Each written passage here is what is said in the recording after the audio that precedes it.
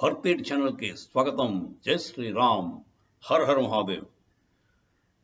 Guardian అని ఒక UK based news agency ఉందండి. గార్డియన్ వాళ్ళు లెఫ్ట్ లీనింగ్ ఉన్న పేపర్ ఇది. మోస్ట్లీ కమ్యూనిస్ట్ భావజాలం గల పేపర్ ఇది. వాళ్ళు ఇండియన్ గవర్నమెంట్ మీద యాక్చువల్గా బిఫోర్ ఎలక్షన్స్ చాలా ట్రై చేస్తాం. వాళ్ళు ఇష్టం వచ్చిన రాయడానికి, మన బయాస్ చేయడానికి, పీపుల్ మనసు మార్చడానికి వాళ్ళు చాలా విశ్వ ప్రయత్నాలు చేస్తుంటారు. లాస్ట్ టైం 2019లో కూడా జరిగింది. ఇప్పుడు మళ్ళీ మొదలెట్టారు. సో మోదీ గారి మీద, వాళ్ళ మీద, మన ఇండియన్ గవర్నమెంట్ మీద బేసిక్గా వాళ్ళు దుష్ప్రచారం చేయడం పడతారు. ఇప్పుడు మనం అనుకున్నాం కదా, పాకిస్తాన్లో మన ఇండియాకి వ్యతిరేకంగా ఉన్న టెర్రరిస్టులందరూ కూడా, టాప్ లీడర్స్ అందరూ కూడా ఒకళ్ళు గుర్తు తెలియని వ్యక్తుల వల్ల లేపబడ్డారు. కొంతమంది కిడ్నాప్ చేసి చంపేశారు, కొంతమంది పాయింట్ బ్లాంక్ రేంజ్లో కాల్చి చంపేశారు. అలా చాలామంది 24 మంది దాకా లెక్కటాం, అంటే లాస్ట్ 1 year పీరియడ్లో. అలాగే మీకు కెనడాలోను, యూకేలోను, యుఎస్లోను కూడా జరిగింది. సో ఇదేమనుకున్నాం అంటే, అది మనం కూడా అలా అనుకున్నాం. రా తాలూకు ఎఫెక్ట్ అని. రా అంటే మన Indian intelligence agency, research and analysis wing అని. అది మనకి అమెరికాకి సిఐఏ ఎలాగో, రష్యాకి కేజీబీ ఎలాగో, ఇప్పుడు మారింది పేరు, పాకిస్తాన్కి ఐఎస్ఐ ఎలాగో, మనకి రా, మొసాద్ ఏమో ఇజ్రాయెల్కి. అలా ఇవన్నీ ఇంటెలిజెన్స్ ఏజెన్సీస్. సో వాళ్ళందరికీ వాళ్ళు మాత్రం చేయొచ్చు. అమెరికా వాడు, సిఐఏ వాడు ఎక్కడికైనా వెళ్ళి ఎవరినైనా చంపేస్తాడు. మన లాల్ బహదూర్ శాస్త్రి గారిని చంపాడండి. లేడు, అంత క్రైమ్ ఉండదు. మహాత్ముడు అండి అతను మన దేశానికి చేసిన మేలు ఇంకెవరు చేసి ఉంటారు. ఇప్పుడు అంత షార్ట్ టైంలో అంత డెడికేటెడ్గా పనిచేసిన మనిషి మీకు కనపడరు. దేశభక్తితో కూడిన మనిషి అండి అది, మహాత్ముడు. ఆయన చంపేశాడు. ఎందుకంటే మన దేశం బాగుపడిపోతుంది అంటే. సిఐఏ వాళ్ళు అలా ఉంటారండి ఆ టైంలో, ఇప్పటికీ అలాగే ఉన్నారు. ఇప్పుడు కేజీబీ మీకు తెలిసే ఉంది. వాళ్ళు కూడా ఎవరైనా వాళ్ళ శత్రువులు ఉంటే బట్టి చంపేస్తారు. మొసాద్ చాలా ఫేమస్. వాడు మీకు ఆలోచన రాగానే చంపేస్తాడు. ఇజ్రాయెల్కి అగేన్స్ట్గా ఎవరైనా ఆలోచించినా చాలు వాడిని లేపేస్తారు.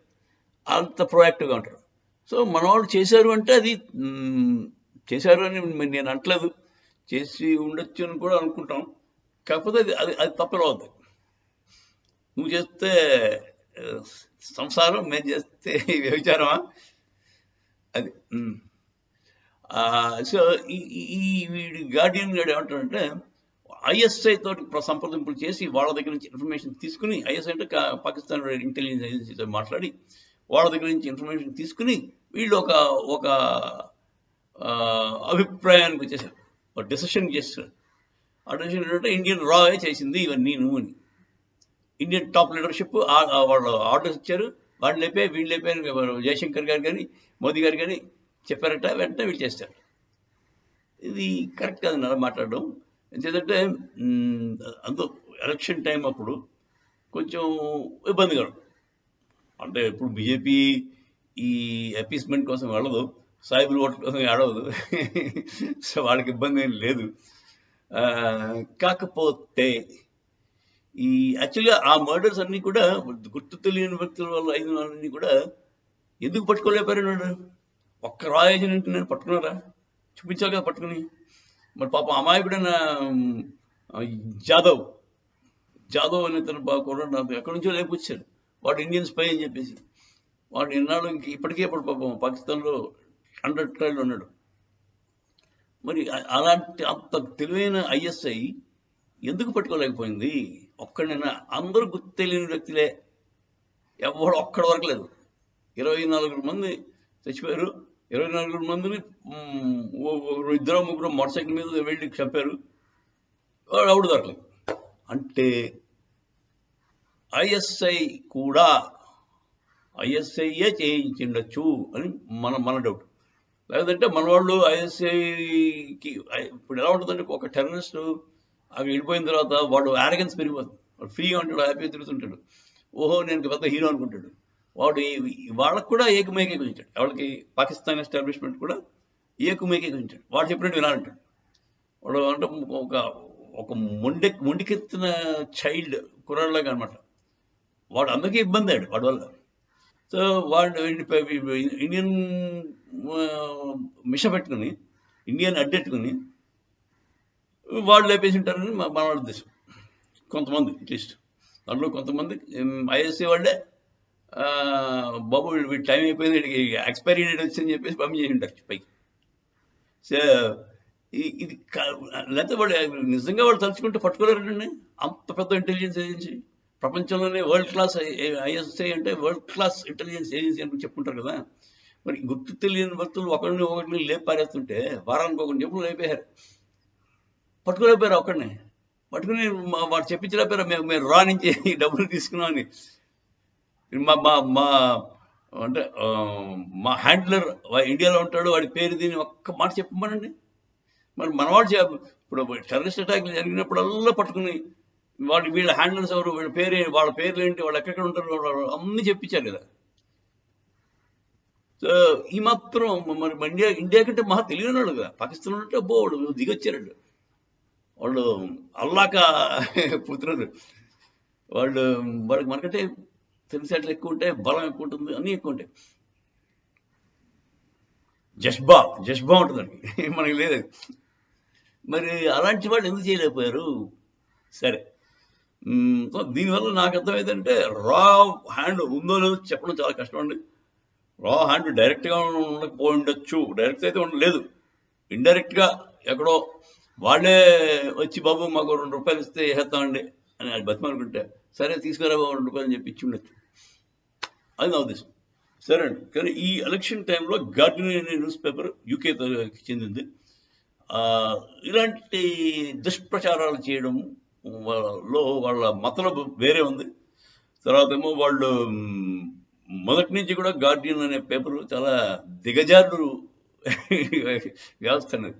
అది మన ఈనాడు, సాక్షి వాటికంటే కొంచెం తక్కువ అండి. ఇంకా ఈనాడు, సాక్షినే కరెక్ట్ అని న్యూస్ ఇద్దామని ట్రై చేస్తాయి. అప్పుడప్పుడు పొరపాటు నేను కరెక్ట్ న్యూస్ ఇస్తాను. కానీ వీడు ఎప్పుడు కన్సిస్టెంట్గా దొంగ న్యూస్ ఇస్తాడు గార్డియన్. సో జస్ట్ బికాజ్ మీకు ఏదో న్యూయార్క్ టైమ్స్ అనే పెద్ద పేరు, గార్డియన్ అనే పెద్ద పేరు ఉన్నంత మాత్రాన మీరు నమ్మకండి వాటిని, వాటి ట్రాప్లో పడకండి.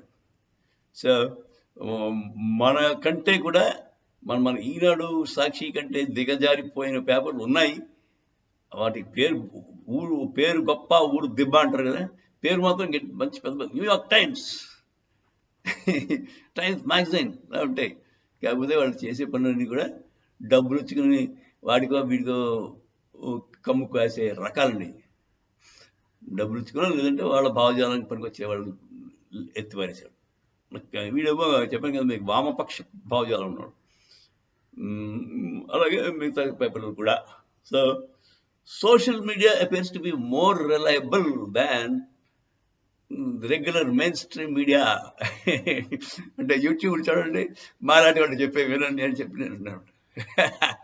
సో మాకు తెలిసింది మాకు చెప్తా ఉండే, అంటే 90% we try to be sincere. బేసిక్గా మనం పెద్ద పెద్ద అచీవ్మెంట్స్ చేయట్లేదండి. మనం అంటే త్రికరణ శుద్ధితో పనిచేస్తే చాలు. త్రికరణ శుద్ధి అంటే మీకు చెప్పాను కదా, వాక్కు, ఆలోచన, చేత. అంటే చేతిలో చేసేది, చెప్పే మాట, ఆలోచన, 3 ఒకటే ఉండాలండి. అలా అయినప్పుడు బాణంలో వెళ్ళిపోద్ది ఏదైనా, దానికి దూసుకుపోయే శక్తి ఎక్కువ ఉంటుంది.